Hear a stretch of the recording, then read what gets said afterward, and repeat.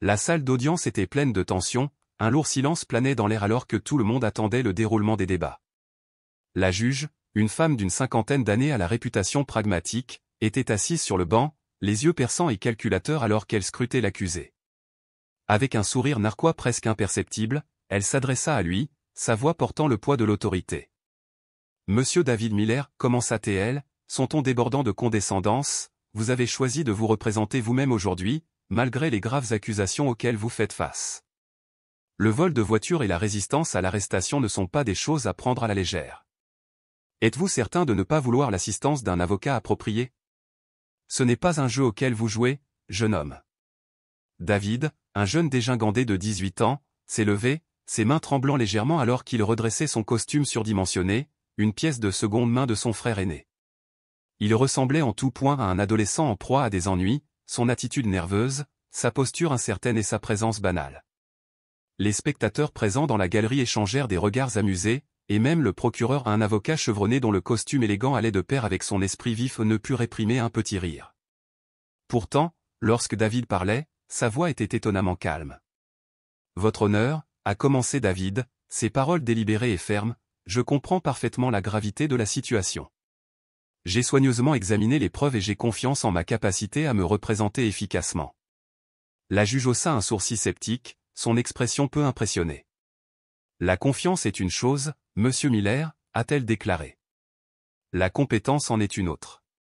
Voyons jusqu'où vos compétences juridiques autodidactes vous mèneront. » Le procureur, monsieur Grayson, se tenait debout avec un air assuré, ajustant sa cravate alors qu'il se préparait à présenter les arguments de l'État. « Votre honneur, » commença-t-il doucement, « l'État est prêt à poursuivre. Nous avons des preuves accablantes contre l'accusé, y compris des témoignages oculaires et des séquences vidéo. Cela devrait être une affaire simple. » Le cœur de David battait à tout rompre dans sa poitrine, mais il se forçait à rester calme, se préparant pour l'épreuve à venir.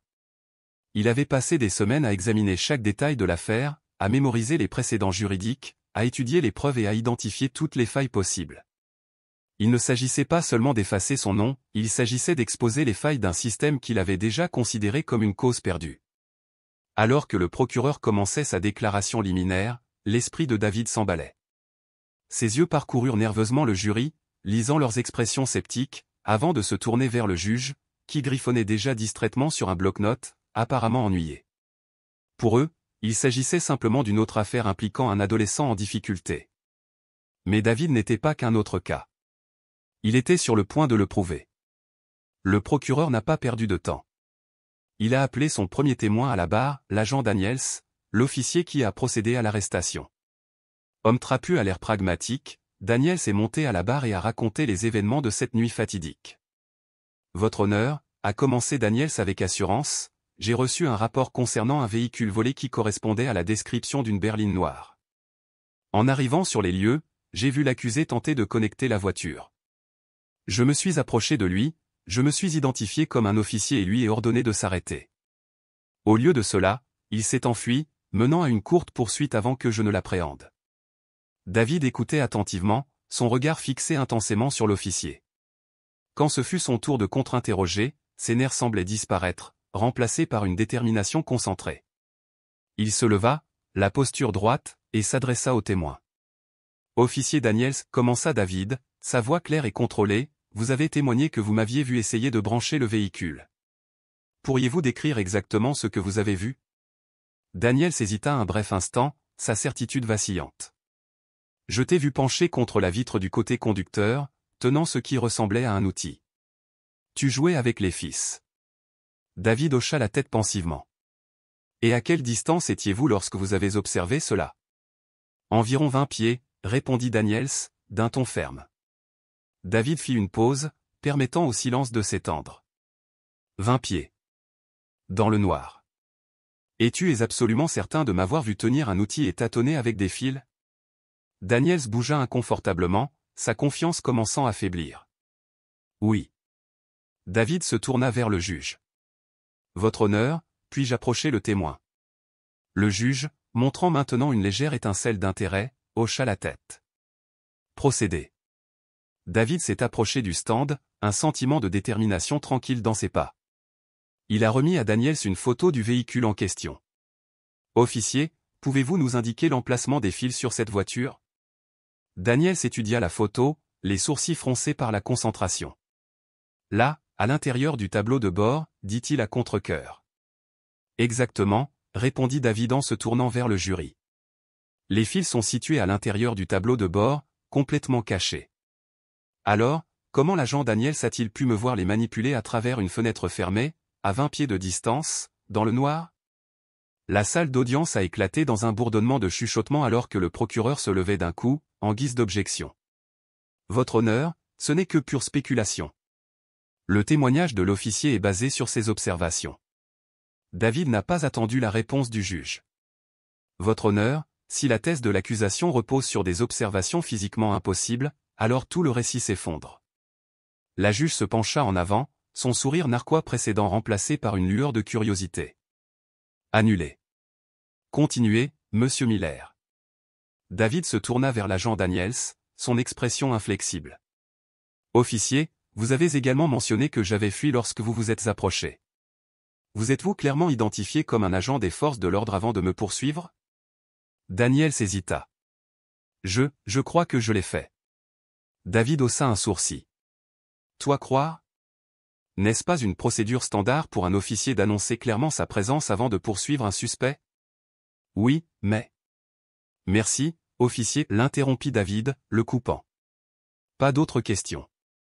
Alors que Daniels quittait la barre des témoins, les jurés échangèrent des regards. Les failles dans le dossier de l'accusation commençaient à apparaître, et David ne faisait que commencer. Le procureur a appelé son prochain témoin, Madame Thompson, la propriétaire du véhicule volé.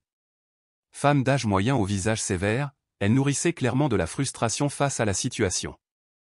Elle a raconté la nuit en question, la voix tendue par l'émotion. Votre honneur, a-t-elle commencé, j'ai garé ma voiture devant ma maison. Quand je me suis réveillé le lendemain matin, elle n'était plus là. Je l'ai signalée volée et plus tard dans la journée, la police l'a trouvée avec l'accusé à l'intérieur. David écoutait attentivement, ses pensées tournant déjà. Quand ce fut son tour de contre-interroger, il s'approcha de la barre avec une confiance tranquille. Madame Thompson, demanda David d'une voix ferme, vous avez dit que votre voiture avait été volée cette nuit-là. Avez-vous vu quelqu'un la prendre? Non, répondit-elle catégoriquement. Je dormais. David hocha la tête. Et lorsque la police a retrouvé la voiture, y a-t-il eu des dégâts? Des vitres cassées? Des serrures forcées? Le froncement de sourcils de Madame Thompson s'accentua.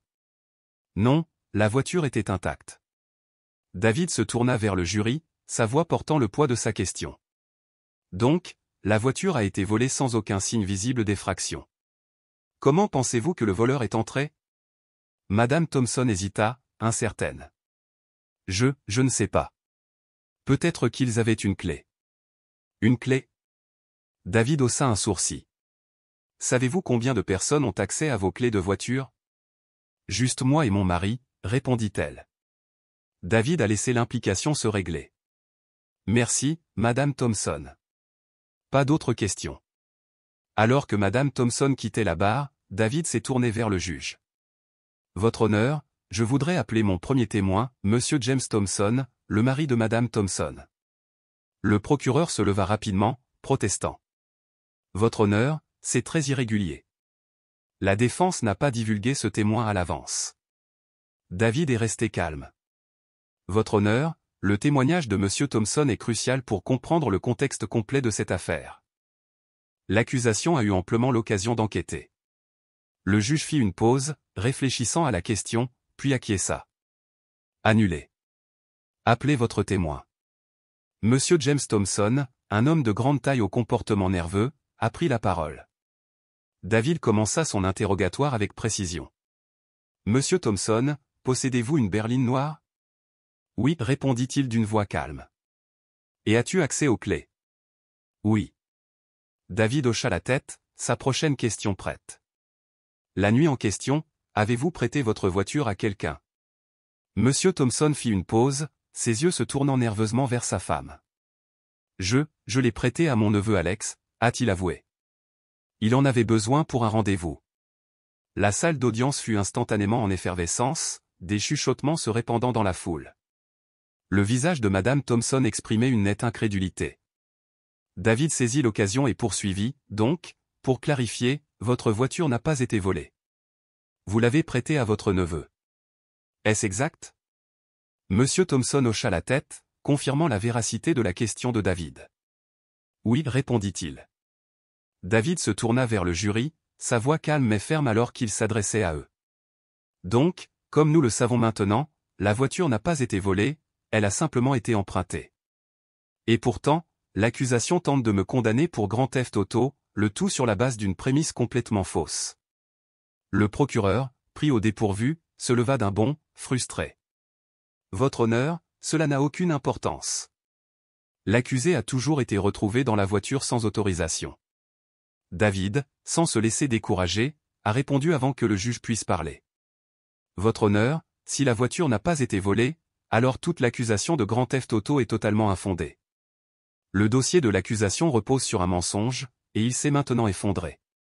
La juge, intriguée par la tournure des événements, s'est penchée en arrière sur sa chaise, son attention concentrée sur le drame qui se déroulait. Continuez, monsieur Miller, dit-elle d'une voix ferme. David se tourna vers monsieur Thompson avec une dernière question cruciale. Avez-vous informé la police que vous aviez prêté la voiture à votre neveu, Alex? Monsieur Thompson secoua la tête, la voix calme. Non, je ne pensais pas que c'était important à l'époque. David hocha la tête en signe de compréhension, puis jeta un coup d'œil vers le jury. Merci, monsieur Thompson. Pas d'autres questions. Alors que monsieur Thompson quittait la barre des témoins, une onde de choc et d'excitation s'est répandue dans la salle d'audience. Les arguments autrefois solides de l'accusation commençaient à s'effriter et la stratégie de David portait clairement ses fruits. Le procureur, visiblement secoué, a appelé son prochain témoin, le détective Harris, l'enquêteur principal de l'affaire. Harris, un professionnel chevronné avec un air calme et compétent, est venu à la barre et a commencé son témoignage. Votre honneur, a déclaré Harris, la voix ferme, nous avons des images vidéo d'une caméra de sécurité à proximité qui montrent clairement l'accusé entrant dans le véhicule la nuit en question. Ces images le placent directement sur les lieux. Le cœur de David s'emballa, mais il garda son sang-froid. Cette séquence vidéo constituait l'élément de preuve le plus puissant de l'accusation, mais David l'avait déjà analysé en détail. Il savait qu'il y avait plus dans les images qu'il n'y paraissait. Quand ce fut son tour de contre-interroger, David se leva de son siège, d'une voix calme mais affirmée. Détective Harris, commença-t-il, vous avez mentionné que la séquence vidéo me montre entrer dans le véhicule. Pouvez-vous décrire exactement ce qui est visible dans la séquence? Harris, conservant son attitude professionnelle, hocha la tête. Les images montrent un personnage s'approchant de la voiture, ouvrant la portière et entrant à l'intérieur. Les vêtements et la carrure du personnage correspondent à la description de l'accusé. David fit une pause, laissant la gravité de la situation pénétrer. Détective, les images montrent-elles clairement le visage de la personne? Demanda-t-il, laissant s'attarder un moment de silence. Harris hésita. Non, les images sont granuleuses et le visage n'est pas clairement visible. David hocha la tête, sa confiance grandissant. Donc, les images ne m'identifient pas de manière concluante comme étant la personne entrant dans la voiture, n'est-ce pas? Harris bougea inconfortablement, ses yeux s'écarquillant brièvement. C'est exact, mais les vêtements et la silhouette du personnage correspondent à votre description. David se tourna vers le juge, la voix ferme. Votre honneur, puis-je approcher le témoin? Le juge hocha la tête, faisant signe à David de continuer. Allez-y, monsieur Miller. David s'est dirigé avec confiance vers la barre, tendant au détective Harris une image fixe imprimée tirée de la séquence vidéo. Détective, pouvez-vous nous indiquer où, sur cette image fixe, le visage du personnage est clairement visible? Harris étudia attentivement l'image, les sourcils froncés avant de finalement secouer la tête. Comme je l'ai dit, le visage n'est pas clairement visible. David se tourna vers le jury, sa voix claire et autoritaire. Donc, l'élément de preuve clé de l'accusation ne m'identifie pas de manière concluante comme étant la personne dans la vidéo. N'est-il pas possible que la personne dans la vidéo soit quelqu'un d'autre? Le procureur se leva d'un bond, le visage rouge de frustration. Votre honneur, ce n'est que pure spéculation. L'accusé tente de semer la confusion et d'induire le jury en erreur. David n'a pas pris le temps que le juge intervienne. Votre honneur, a-t-il déclaré d'une voix ferme, si les preuves de l'accusation ne prouvent pas définitivement mon implication, alors leur dossier repose sur des hypothèses et non sur des faits. Le juge, désormais pleinement engagé et intrigué, se pencha en avant. Annulé. Continuez, monsieur Miller. David se tourna vers le détective Harris, ses questions étant précises et précises. Détective, avez-vous envisagé d'autres pistes possibles au cours de votre enquête? Plus précisément, avez-vous enquêté sur la possibilité que la personne dans les images aurait pu être le neveu de monsieur Thompson, Alex? Harris hésita un instant, visiblement mal à l'aise face aux questions de David. Non, nous n'avons pas poursuivi cet angle. Nous nous sommes concentrés sur l'accusé sur la base des premières preuves dont nous disposions. David hocha lentement la tête, sa voix coupant la tension. Merci, détective. Pas d'autres questions. Alors que le détective Harris quittait la barre, les jurés échangèrent des regards furtifs. Le dossier de l'accusation commençait à s'effondrer et David le démantelait systématiquement pièce par pièce. La salle d'audience était pleine de tension. La confiance de David grandissait, mais la juge, toujours sceptique, s'adressait à lui directement, d'un ton aigu. « Monsieur Miller, dit-elle, le regard inébranlable, vous avez fait un travail impressionnant jusqu'à présent, mais n'oublions pas l'accusation de résistance à l'arrestation. Même si l'accusation de grand theft auto est discutable, vous avez quand même fui un officier. Comment expliquez-vous cela ?» David inspira profondément, sachant que ce moment était crucial.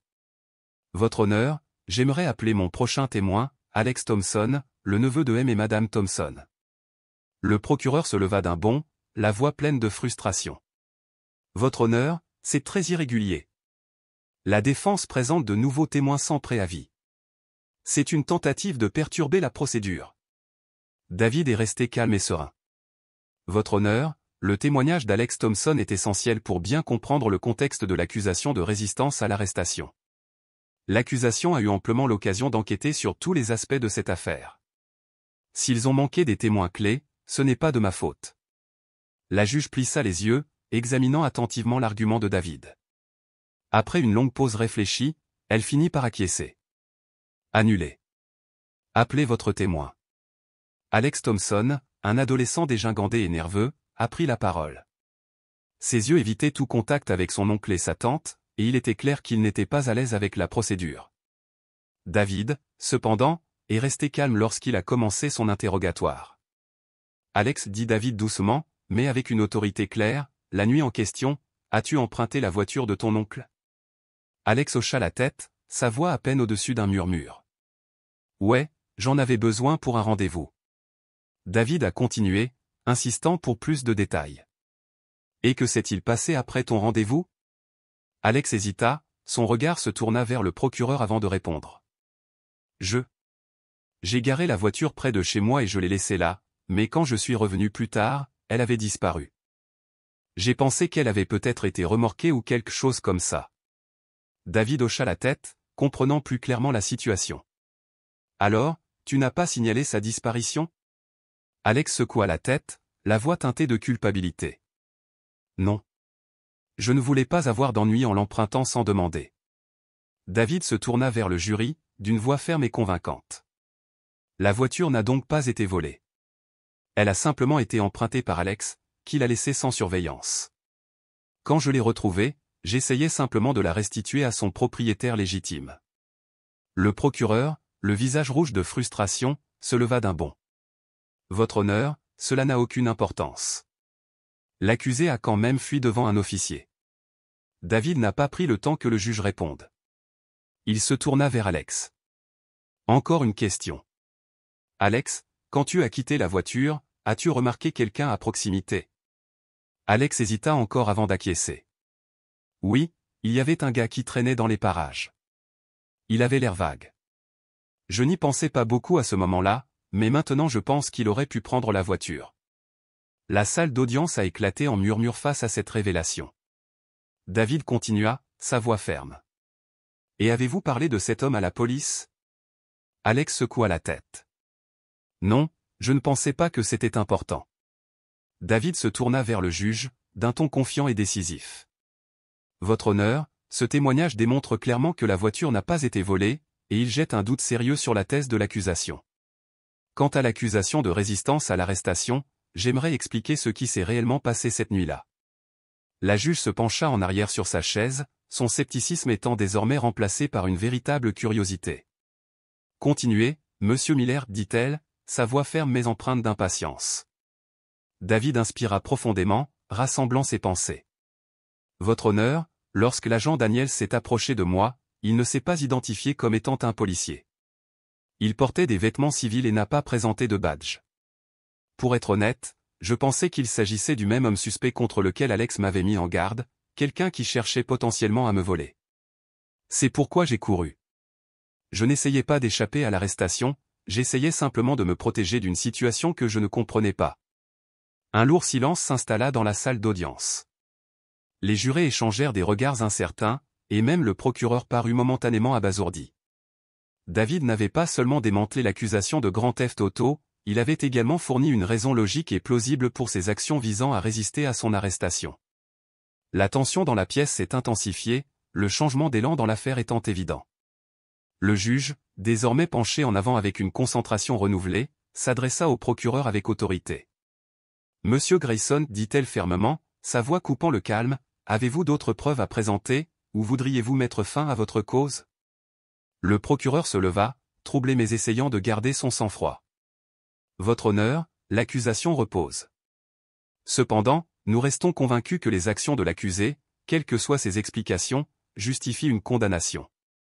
Il a été trouvé en possession d'un véhicule volé et s'est enfui devant un policier. Ces faits ne peuvent pas simplement être écartés. » La juge fit un léger signe de tête en signe de reconnaissance avant de tourner son attention vers David. « Monsieur Miller, avez-vous d'autres témoins ou preuves à présenter ?» David se leva, sa posture résolue. « Oui, votre honneur. J'aimerais appeler un dernier témoin, moi-même. » Une vague de murmures parcourut la pièce. Le juge haussa un sourcil, visiblement intrigué. « Vous souhaitez témoigner pour votre propre compte ?» David hocha la tête avec confiance. « Oui, votre honneur. Je crois que m'entendre directement répondra aux questions restantes dans cette affaire. » Le juge a fait une pause, examinant la demande, avant d'accorder l'autorisation d'un signe de tête. « Très bien. Continuez. » David est venu à la barre, prêtant serment de dire la vérité. Ses premiers nerfs semblaient disparaître, remplacés par une clarté retrouvée alors qu'il s'adressait au tribunal. « Votre honneur, membre du jury, » commença David, la voix ferme, « je veux être très clair sur quelque chose dès le début, je n'ai jamais eu l'intention d'enfreindre la loi cette nuit-là. Je rentrais simplement chez moi à pied quand j'ai vu une voiture étrangement garée sur le bord de la route. La porte était entr'ouverte et les clés étaient sur le contact. J'ai pensé que peut-être la voiture avait été abandonnée ou partie précipitamment. J'ai donc décidé de vérifier si le propriétaire était à proximité. Mais quand je me suis penché pour regarder, j'ai entendu quelqu'un criant derrière moi. » David fit une pause, laissant planer la gravité de ses paroles. « Je me suis retourné et j'ai vu un homme courir vers moi. Il ne s'est pas identifié comme étant un policier. Il ne portait pas d'uniforme et il n'a pas montré de badge. À ce moment-là, j'ai pensé qu'il essayait de me voler, ou pire. Alors j'ai couru. Je ne savais pas qu'il était un policier jusqu'à ce qu'il me rattrape et m'arrête. » Le jury a écouté avec une attention soutenue, ses doutes antérieurs étant remplacés par une véritable curiosité. David continua, sa voix devenant plus passionnée à mesure qu'il parlait. « Quand j'ai été arrêté, j'étais confus et effrayé. Je ne savais pas pourquoi j'étais accusé de grand theft auto. Je n'avais rien volé, et pourtant j'étais là, traité comme un criminel. Je ne comprenais pas. C'est à ce moment-là que j'ai décidé de prendre le contrôle de la situation. J'ai étudié le droit, j'ai examiné les preuves et j'ai construit ma défense. Pas seulement pour moi, mais pour tous ceux qui ont déjà été accusés à tort par un système qui ne fait pas toujours les choses correctement. » Les paroles de David gagnaient en force à chaque phrase passée. Cette affaire ne concerne pas seulement moi. Il s'agit d'une question de responsabilité. Il s'agit de garantir que le système judiciaire sert tout le monde de manière égale, pas seulement ceux qui ont du pouvoir et des ressources. Je n'ai peut-être pas de diplôme en droit, mais aujourd'hui, j'ai prouvé qu'avec de la détermination et des connaissances, n'importe qui peut défendre ce qui est juste. La salle d'audience était immobile. Même le juge semblait visiblement ému par les paroles de David. Après un moment de silence, elle parla. « Merci, monsieur Miller. L'accusation a-t-elle des questions à poser à l'accusé? Le procureur, visiblement ébranlé par le témoignage, s'est relevé, tentant de reprendre pied. Monsieur Miller, vous prétendez que vous ne saviez pas que l'agent Daniels était un policier. Mais n'est-il pas vrai que vous essayez simplement d'éviter de vous faire prendre? David secoua la tête, l'expression ferme. Non, monsieur. Je n'avais aucune raison de croire que je faisais quelque chose de mal. J'essayais simplement d'aider. Si l'agent Daniels s'était correctement identifié, rien de tout cela ne serait arrivé. Le procureur hésita, visiblement vaincu, et se rassit. La juge a tourné son attention vers le jury. Mesdames et messieurs du jury, a-t-elle commencé, vous avez entendu les preuves et les témoignages. Il est maintenant de votre responsabilité de délibérer et de parvenir à un verdict. Nous nous réunirons de nouveau demain matin pour prendre votre décision. Le lendemain matin, la salle d'audience était pleine. Spectateurs, journalistes et juristes s'étaient rassemblés pour assister au verdict. David était assis à la table de la défense, les mains fermement serrées devant lui.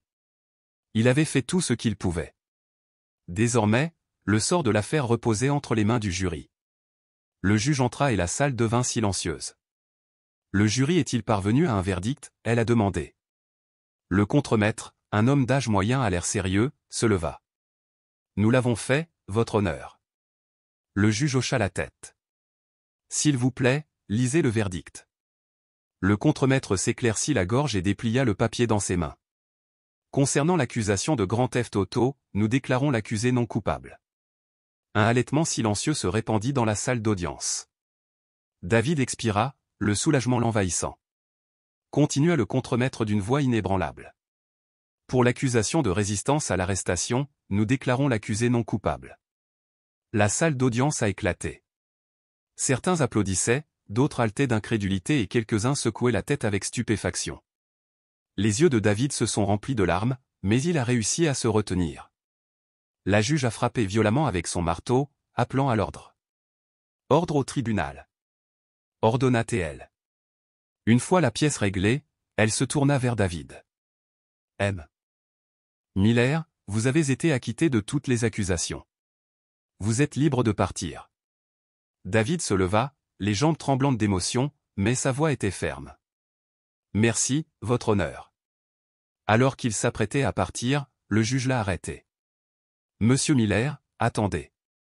David fit une pause, se retournant pour la regarder. L'expression sévère du juge s'était adoucie pour laisser place à quelque chose qui ressemblait davantage à de l'admiration. Ce que vous avez fait ici aujourd'hui est remarquable. Non seulement vous vous êtes défendu, mais vous avez également mis en lumière les failles du système qui doivent être corrigées. J'espère que vous envisagerez une carrière en droit. Nous avons besoin de plus de personnes comme vous. David sourit, une lueur d'espoir illuminant ses yeux. Merci, votre honneur. J'y penserai certainement. Alors qu'il sortait de la salle d'audience, un tourbillon de journalistes l'entourait, criant des questions, mais David continuait de marcher, le cœur battant à tout rompre avec l'exaltation de la victoire. Dehors, le soleil brillait plus fort que dans son souvenir et l'air était d'une pureté rafraîchissante. David! Cria une voix. Il se tourna pour voir Alex Thompson approcher, une expression coupable sur le visage. Je voulais juste te dire que je suis désolé. Je n'ai jamais eu l'intention de t'entraîner dans tout ça. David secoua la tête. Ce n'est pas ta faute, Alex. Le système a échoué pour nous deux, mais c'est peut-être le premier pas vers le changement. Alex hésita, puis demanda, alors, quelle est la prochaine étape pour toi? David leva les yeux vers le ciel, un sentiment d'utilité s'installant en lui. Je pense que je vais faire des études de droit. Si je peux faire cela sans diplôme, imaginez ce que je pourrais faire avec un diplôme. Alex sourit. Tu vas changer le monde, mec. David a ri, d'un rire sincère et sincère. Peut-être, mais pour l'instant, je suis juste heureux que ce soit enfin fini. En s'éloignant, David a ressenti quelque chose qu'il n'avait pas ressenti depuis longtemps, l'autonomisation. Il avait affronté le système de front et en était sorti vainqueur. Mais plus encore, il a prouvé que la connaissance, la détermination et le courage de lutter pour ce qui est juste pouvaient faire la différence. Et pour David, ce n'était que le début d'un nouveau chapitre.